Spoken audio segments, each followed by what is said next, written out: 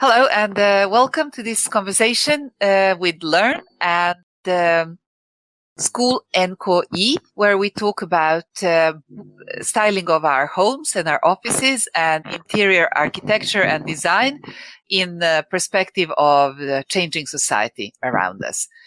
My guests are Sølvi Marie Fjeldstad from NKI and Anja Bisgaard from Spot Trends. Welcome, both of you. Thank you. This is our second conversation. So the first one was more a motivation for why is this an interesting topic. And my takeaway from the first conversation is that society is really changing dramatically around us, but the way we live our life always changes slower. And interior design can be a very important influence into doing this change in a good way, both psychologically and also related to perhaps environment and sustainability. And we finished the previous conversation with Anja telling us about how the whole ecosystem needs to kind of be harmonized and upgraded, and the way that we do purchasing needs to be done with respect to the new. Sølvi, you wanted to add something to that. So maybe I could ask you to comment, and then I would like you both to help me understand how do humans fit into this picture? Yeah. Yes, because Anja was talking about that there will be forced more demands to companies as far as what they put into their products. And I'm thinking, first of all, how can my students find out all of the stuff that is put in? I'm thinking, I know that some of the suppliers for carpets are really good at giving speeches, inviting people in to talk about the whole process from a product is made and until how it can be recycled when you take it off and becomes into something else. And I agree, it should really be, it should be laws on what we can produce, right? But the thing is, how can people working with this find out in this jungle, you know? Before all these laws are applied. Do you have any tips, Anja? Well, yeah, the thing is, both for designers, interior designers, clothes designers, all kind of creative designers that's related to products, it's a whole new level and a parallel level to their educational competences. And that is creating more complexity. But I think it needs to be part of education. And I think it needs to be part of education way earlier on, not just, the final subjects that you choose. It has to start in ground school, in understanding materials much more and understanding, the life cycle of materials. So it becomes part of general education and general understanding of how people are part of an ecosystem, the ecosystem that we live of. So I think one thing is that it needs to start way earlier on, and then we of course need to re-educate people working within the creative industry, designers, in terms of both understanding what is the perspectives of materials, and what is the perspective of creating the design for a life cycle of the products that they make. So it is knowledge and education that we need to build up on top of everything, but it is an extra layer, an extra complexity. So either it's within the designer, or it's a collaborate approach to design where you have a sustainability consultant, maybe working in pairs of that. If I may comment, I think we have to be careful because there are so many new needs of education in all subjects. So I think the question here is more how do we upgrade the existing subjects to be better in terms of sustainability, understanding, than trying to add something more, because I would like to make sure that people also learn some programming, and that every interior designer knows that, etc. So I think it's a new way of upgrading skills and combining skills that is desperately necessary, and perhaps also for techies like me to learn from, whether you're economists or designers or something else, that we are better at combining what we do. What do you think, Sølvi? Yeah, definitely. And I think that, the tech is there. You can take your phone now and go out into nature, go into your garden, and you can take a picture with an app of a flower, and it'll tell you what the name of the flower is and a lot of information. So that could easily be something that you could do with, take a picture of the surroundings you have, the furniture, and maybe even the information of what it's made of should pop up. So that would be a dream for me if I could have my interior design ideas, my collage for a company or for a home, and I could have it. I already have, with my drawings, I can have the client download an app on their iPad, and they can walk around in the model that I drew for them. And they can also touch the sofa, and it'll show the measurements. But it will not show what the sofa is made of, and that would be fun, wouldn't it? I think also here we need to think about the digital infrastructure just as much as the physical infrastructure, or physical things as digital things. I'm just thinking the coming generations will have a completely different set of requirements. And my kids, the first thing they want to see about the place where we go on a vacation, or if we travel, where do they plug in to charge, and how do they get onto the Wi-Fi? And an architect friend of mine was complaining. He went on a trip to Berlin, and he took his daughter, and she was bored. And, if you're walking around Berlin and are being bored, you're not paying attention to the architecture. You're probably missing your YouTube. And also I've heard about these kids in Bergen that have started using the new city train, Bybanen, as a place to gather. So they don't go to a coffee shop, they don't go to a mall, they sit on Bybanen, and it's warm, but it also has good internet, and they can charge, and they can be together and with their digital devices. And so I think it's understanding what being together means, what's necessary infrastructure for the future generations, as much as for the established generations. That is going to be a really difficult balance to strike going forward. Anja. Yes, of course. It's we are at a point in time where we have several generations at the same time, and generations have become shorter and shorter. They started up with being 50 years. Now they're 20. And then a generation shift, and the needs shift, and technology shifts. And you're beginning also to talk about the metaverse, which of course is also where we're going to see a lot of the youth spending their time. And a short explanation to why they are bored walking in Berlin is the pace and the pace of change that they have been used to and brought up with.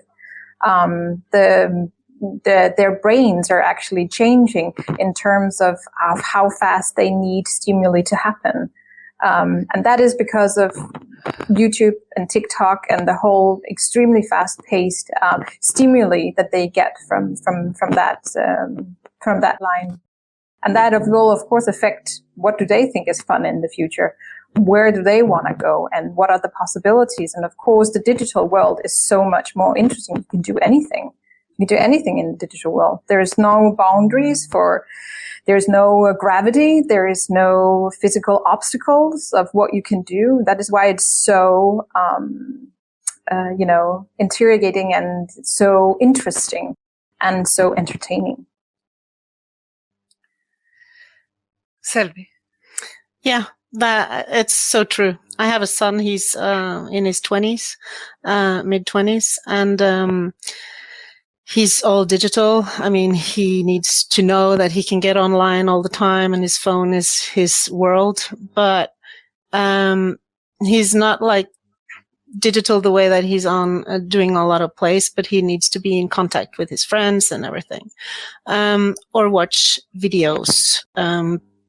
So what was interesting for me was to see if you're in a city and you get bored.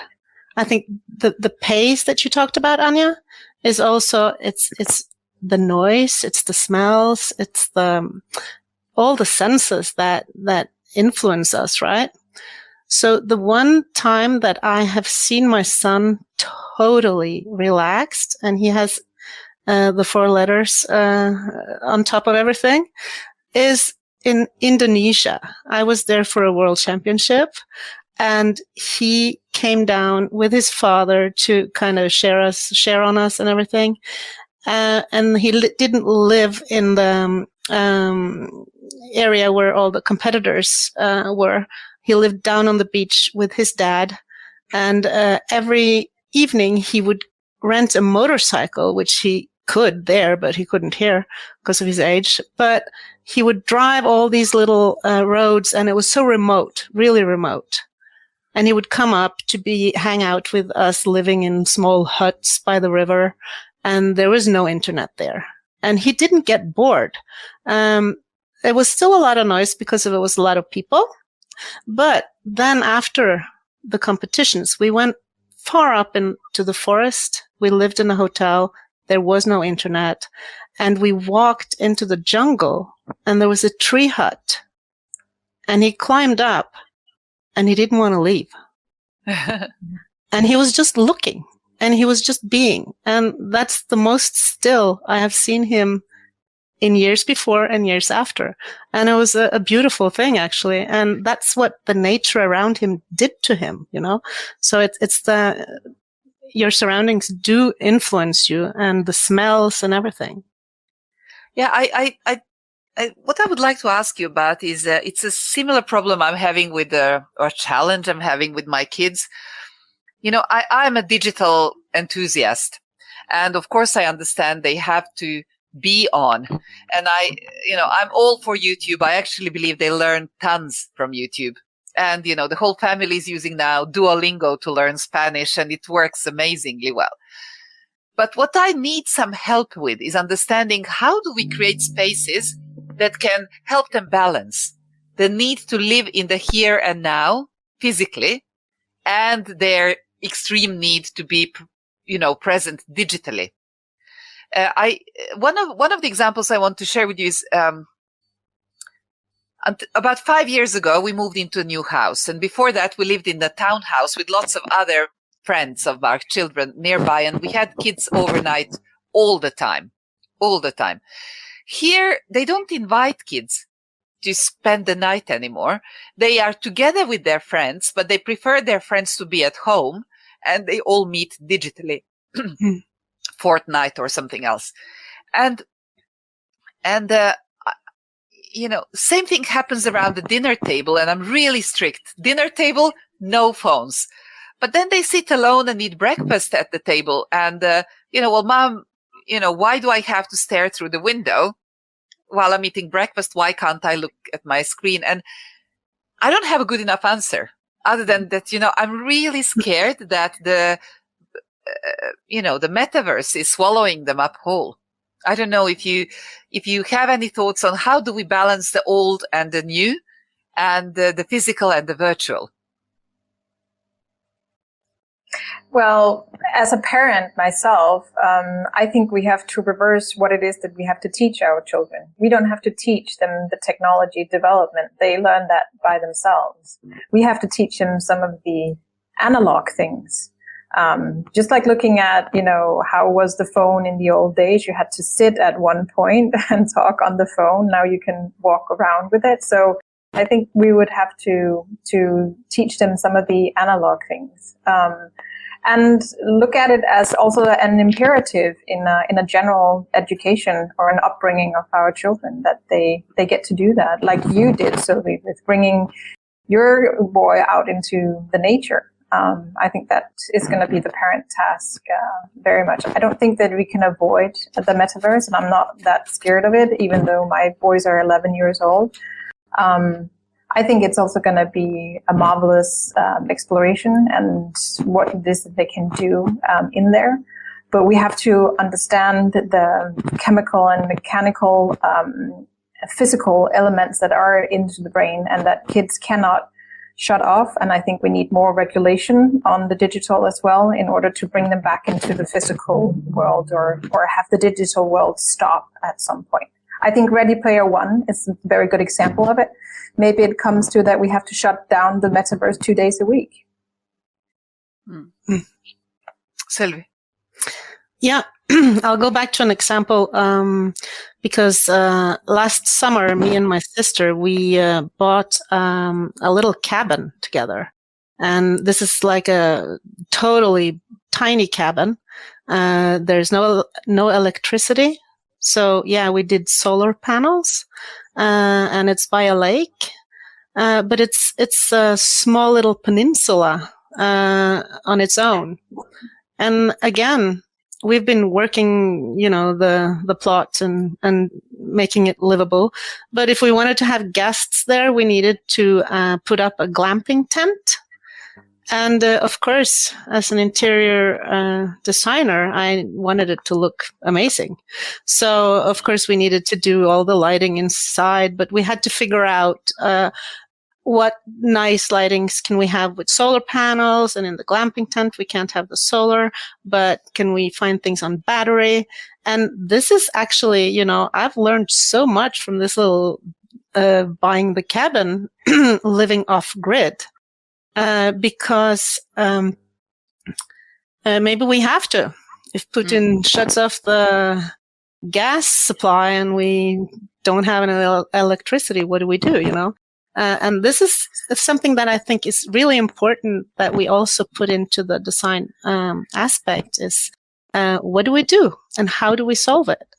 And again, my son came down to visit, and I do have a mobile internet down there because sometimes I work from the cabin. But he wasn't really on as much because he was like, oh, a fishing rod, I'll go fishing, But the thing is, I think they need something to do. Yeah. You mentioned lighting. And to me, lighting is maybe the most interesting part of interior design. And I didn't realize that until I had to make some lighting choices here. But it really can change the space so much, but also provide you with some flexibility with that space. So I think learning how to, and that's maybe a relatively new tool, being able to use it in so many ways with all the LED stuff and all the smart house programming and, cheap, really cool projectors that allow you to do light art if you wish. And I think this is also a matter of using new technologies to create completely new effects on the way that we live. Yeah, I think that lighting is, I tell the students that, yes, we do teach a little bit about lighting, and in retail design, it's really important, but everywhere it's important. But the lighting industry has changed so much with the technology that if you want good lighting, you actually need to listen to a designer that only works with lighting. Because colors, Anja, colors are nothing without light, right? Mm-hmm. And they will change. Yeah, you said it. We definitely need the right light in order to see the right products in the right way, or in the intended way at least. And then it also in our homes, lights and everything that affects our senses affects our well-being. And lights is one of them. Colors is another. And then tactility is a third one. And then sound is a fourth one. So it goes into all of our different senses in affecting our well-being. And sometimes I actually have to say that in interior design, that well-being is sometimes only, prioritize the visual, like how are things looking? Does it look good? But how about how does it feel good? Is it a house that functions very well in terms of well-being? I've just renovated my whole house, for example, and we've highly prioritized acoustic ceilings, and really also prioritize textiles to bring in textiles and natural materials so that we highlight how we are actually feeling while in our home. And in that process, we've been following interior design programs on TVs and stuff like that. And it's been interesting to see an American program called Designing Miami. And everything is just look good. It's not about, necessarily feel good. And I think that in the future is super important because the home is our base. Definitely. I've watched the same program, and my takeaway from a lot of these programs are also, it's so luxury, it's so high end, also on the economic side. So our students, they can look at this and dream, but when it comes down to it, your clients are not multimillionaires, So. And actually, you can do beautiful stuff with natural materials, with some love and creativity. Yeah, but I understand that, it's not about the millions of dollars those clients can use. And I don't think that's the point. But, and of course, that's not reality.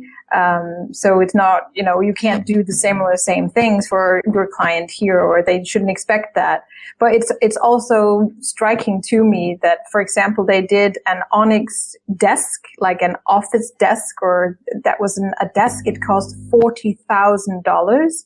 I know. And, it's not going to be used as a desk. It's just something you're going to look at. They can't sit and work at that desk. It's not functional as a desk. It's just going to be looked at. And I think that you can do smarter, even with technology or even with new digitalization things, to create a higher well-being and still have a desk.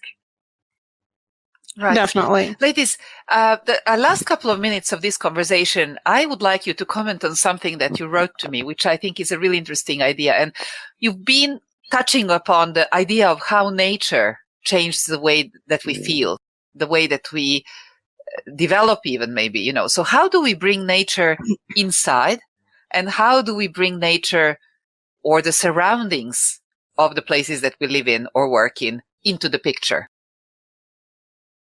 I think you need to, the pandemic, at least in Scandinavia, made people go outdoors more, and we have space and we have nature at our immediate doorstep, even in Oslo. So we probably learned to appreciate nature again or more, and then you want to have that good feeling that you have when you're outdoors, also bring it in. And you can do that with colors, you can do that with textures and materials.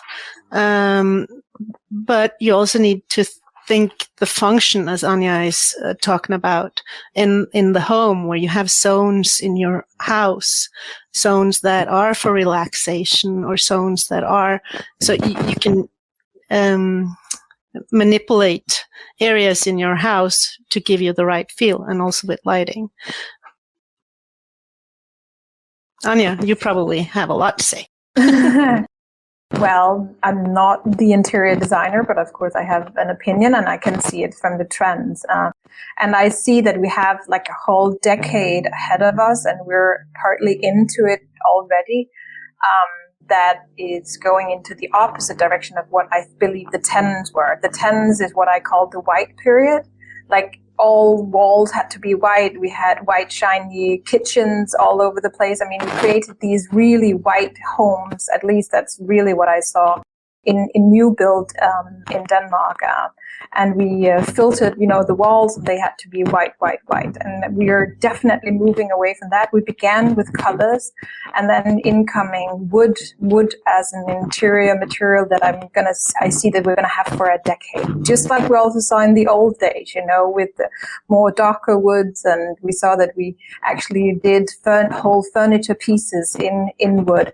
And wood is definitely one of those things that is bringing nature so much closer to our interiors and our design. And I think that's going to be a long period of time. So of course as well, we have nature right outside, but we really also are appreciating its materials inside. And it goes very much hand in hand with sustainability, our appreciation of the more raw natural materials. It also goes into dyeing of textiles. We're seeing natural dyes becoming very popular, and that those two movements are going hand in hand and being further developed over the years. That again brings you into handcrafted pieces, right? So we appreciate the handcraft, handmade carpets, and when it comes to wood, Yeah, but I do still see that. I think the aesthetic still wins over composition when we are looking at the point of view of the consumer.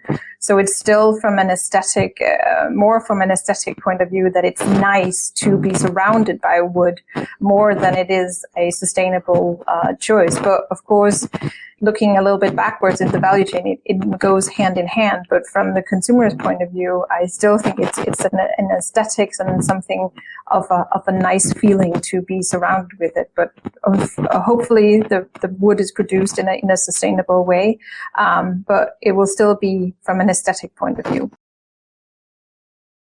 Okay, good. I think we're going to go back to also this idea of materiality and how to build in a more circular and sustainable way in the next conversation. In this one, we touched a lot on how society is changing. It's changing the people, and then that's changing our interior design and styling needs. Thank you so much so far. Thank you.